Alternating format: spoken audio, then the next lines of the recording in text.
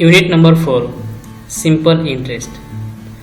आपण या व्हिडिओमध्ये सिंपल इंटरेस्ट काय आहे आणि तो कशा पद्धतीने कॅल्क्युलेट केला जातो याविषयी माहिती घेणार आहात. सर्वप्रथमतः सिंपल इंटरेस्ट हे कुठे त्या ठिकाणी यूज केला जातो ते आपण या ठिकाणी समजून घेऊयात. बरेचसे व्यक्ती बँकिंगमधून त्या ठिकाणी लोन घेत असतात. मग ते घेतलेलं लोन असेल, त्या घेतलेल्या लोनवरील व्याजाचा दर काय असेल आणि किती वर्षासाठी तो लोन घेतलेला आहे हे कॅल्क्युलेट करण्यासाठी आपण सिंपल इंटरेस्टचा या ठिकाणी वापर करत असतो.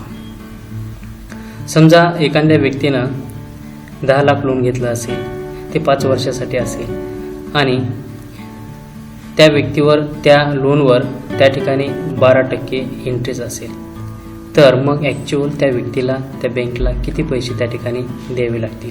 मग यामध्ये जे 10 लाख असतात ते प्रिन्सिपल अमाऊंट म्हणून त्या ठिकाणी ग्राह्य धरली जाते आणि त्याचबरोबर त्यामध्ये इंटरेस्ट त्या ठिकाणी ॲड करून टोटल अमाऊंट त्या ठिकाणी किती होते हे देखील आपण या ठिकाणी पाहणार आहात. तर सर्वप्रथमतः आपण या ठिकाणी सिंपल इंटरेस्ट काय आहे ते समजून घेऊयात. Simple interest. Simple interest is a fast and easily method of calculating the interest charge on a loan. Simple interest is determined by multiplying the daily interest rate by the principal by the number of days that elapse between the payments. तर मग या ठिकाणी simple interest जे आहे एक easy आणि लवकरात लवकर कॅल्क्युलेट करण्याची त्या ठिकाणी एक मेथड आहे. यामध्ये ॲक्च्युअल किती व्याज दर आहे हे देखील त्या ठिकाणी माहीत होऊ शकतं. या ठिकाणी पाहू शकता सिंपल इंटरेस्टचा या ठिकाणी formula. Simple interest is equal to P into N into R upon 100.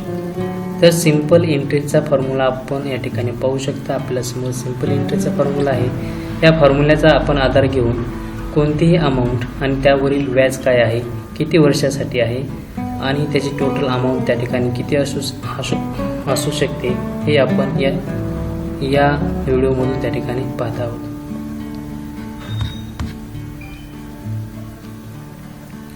Simple interest या ठिकाणी फॉर्म्युला आपण पुन्हा एकदा या ठिकाणी रीड करूयात. सिंपल इंटरेस्ट बरोबर P into N into R upon 100. तर P म्हणजेच काय या ठिकाणी? P म्हणजेच स्टँड फॉर प्रिन्सिपल अमाऊंट. जे प्रिन्सिपल अमाऊंट असते त्याला आपण या ठिकाणी फॉर्म्युल्यामध्ये P असं या ठिकाणी दर्शवले आहे. त्यानंतर आहे N. N म्हणजेच काय? N stand for the period, म्हणजे किती वर्षासाठी ती लोन त्या ठिकाणी घेत असतात. आणि त्यानंतर आहे इंटू रेट. रेट म्हणजे काय आहे त्या ठिकाणी त्या लोनवर त्या ठिकाणी जी अमाऊंट आहे त्या अमाऊंटवर त्या ठिकाणी व्याजाचा दर, म्हणजे आपण या ठिकाणी रेट असं म्हणतो, अपॉन 100. तर अशा पद्धतीचा हा फॉर्म्युला आहे. फॉर्म्युला समजण्यासाठी काहीच अवघड नाही. सुरुवातीला P for principal amount, N for number of period आणि R फॉर त्या ठिकाणी रेट असं त्या ठिकाणी आपण लक्षात ठेवू शकतो. मग सिंपल इंटरेस्ट बरोबर अमाऊंट मायनस प्रिन्सिपल अमाऊंट. आता या ठिकाणी जी टोटल अमाऊंट आहे, total amount minus principal amount जर त्या ठिकाणी मायनस केली तर आपल्याला या ठिकाणी काय मिळेल? सिंपल इंटरेस्ट त्या ठिकाणी मिळेल, म्हणजे ॲक्च्युअल किती अमाऊंट व्याजाची आहे. नंतर आहे अमाऊंट. अमाऊंट बरोबर principal amount plus simple interest. मग प्रिन्सिपल अमाऊंट काय आहे आणि त्यावर सिंपल इंटरेस्ट किती आहे, या दोन्हीचे टोटल केले तर आपल्याला टोटल अमाऊंट या ठिकाणी मिळू शकते. टोटल अमाऊंटमध्ये या ठिकाणी प्रिन्सिपल अमाऊंट प्लस या ठिकाणी व्याज असेल. मग नंतर या ठिकाणी प्रिन्सिपल अमाऊंट बरोबर अमाऊंट मायनस सिंपल इंटरेस्ट. मग प्रिन्सिपल अमाऊंट या ठिकाणी असेल तर प्रिन्सिपल अमाऊंट म्हणजेच या ठिकाणी total amount minus simple interest या ठिकाणी मायनस केला तर आपल्याला या ठिकाणी प्रिन्सिपल अमाऊंट म्हणजे ॲक्च्युअल किती लोन घेतलं आहे ते अमाऊंट आपल्याला या ठिकाणी मिळेल. तर आता या ठिकाणी आपण एक सिंपल क्वेश्चन या ठिकाणी घेणार आहात.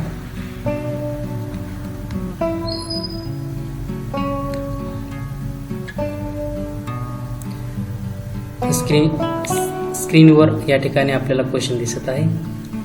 हा क्वेश्चन घेऊन आपण या ठिकाणी या क्वेश्चनचा आन्सर या ठिकाणी आपण सॉल्व्ह करत आहात. Nishant borrowed rupees 9,000 from a bank at 12% per annum for a period of 3 years. How much interest did he have to pay? पाहता निशांतनं बँकेकडून 9,000 रुपयाचं लोन घेतलं आहे. त्या लोनवर 12% त्या ठिकाणी व्याजाचा दर आहे आणि ते 3 वर्षासाठी राहील. तर निशांतला बँकेला किती पैसे त्या ठिकाणी पे करावे लागतील? तर असा हा या ठिकाणचा क्वेश्चन आहे. तर आपण या ठिकाणी आन्सर सॉल्व करूया. आन्सर यामध्ये आपण सर्वप्रथमतः प्रिन्सिपल अमाऊंट आणि त्या लोनसाठीचा पिरियड या ठिकाणी लिहून घेऊयात. Here principal amount is equal to 9,000 and its period 3 years and rate of interest is equal to 12% per amount. So here applying the following formula is here simple interest is equal to P into N into R upon 100. या ठिकाणी पाहू शकता आपण simple interest formula P for here. P म्हणजेच या ठिकाणी principal amount किती आहे 9,000 इंटू नंबर ऑफ या ठिकाणी पिरियड किती आहे तर या ठिकाणी 3 वर्ष आहे आणि ते हिअर रेट या ठिकाणी आहे 12% अपॉन 100. तर आता आपण या ठिकाणी हे सिंपल कॅल्क्युलेशन आपण या ठिकाणी नोटबुकचा सहारे पेन यूज करून या ठिकाणी तुम्हीही करू शकता. मी तर करणारच आहे. तुम्ही देखील हे कॅल्क्युलेशन करून पाहू शकता की सिंपल इंटरेस्टचं ॲक्च्युअल कॅल्क्युलेशन करून फायनल आन्सर या ठिकाणी किती येत आहे. 9,000 गुणिले 3 गुणिले 12 भागिले 100. तर या ठिकाणी आन्सर येणार आहे 3,240.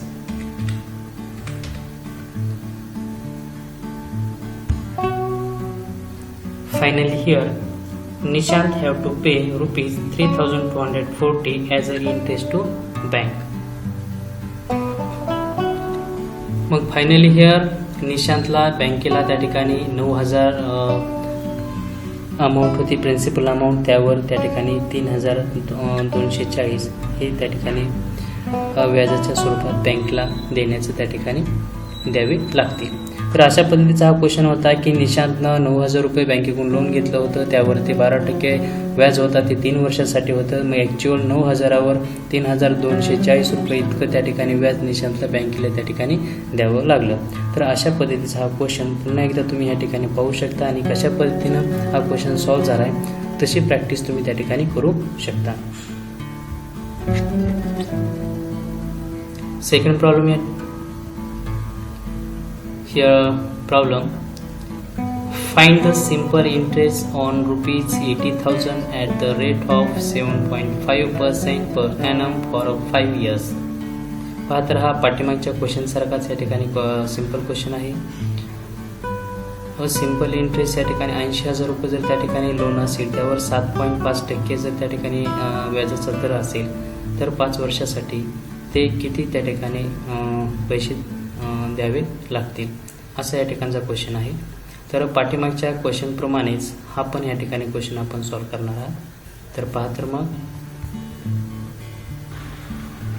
Same here answer here principal amount is 80,000, period of 5 years and rate of interest is 7.5% per annum.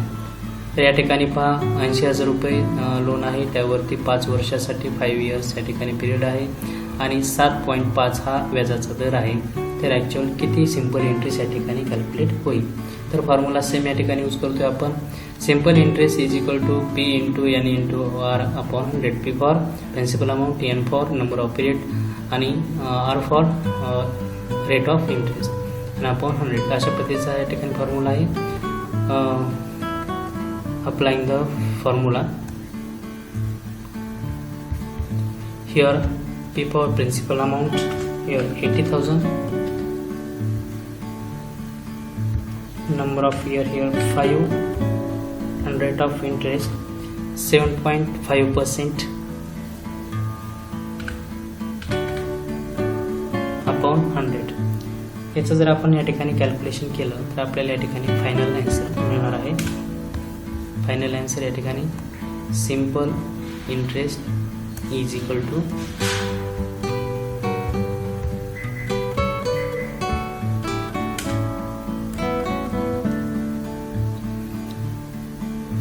तुम्ही सुद्धा हे कॅल्क्युलेशन या ठिकाणी कॅल्क्युलेट करू शकता. 80,000 into 5 into 7.5 upon 100. Here final answer is here 30,000. तर अशा पद्धतीनं आपण सिंपल इंटरेस्ट या ठिकाणी कॅल्क्युलेट केलेला आहे. आता यानंतर example number 3 try to yourself. आता हे एक्झाम्पल तुम्ही स्वतः त्या ठिकाणी कॅल्क्युलेट करून पाहायचं आहे, जेणेकरून आपल्याला सुद्धा या ठिकाणी सिंपल इंटरेस्ट कॅल्क्युलेट करता येणं गरजेचं आहे. या ठिकाणी सर्वप्रथमतः मी क्वेश्चन समजून या ठिकाणी सांगेन. Find the simple interest on an amount of ₹15,000 for the 10 month at 10% per annum. तर या ठिकाणी पाठीमागच्या क्वेश्चनपेक्षा या क्वेश्चनमध्ये थोडा डिफरन्स दिलेला आहे.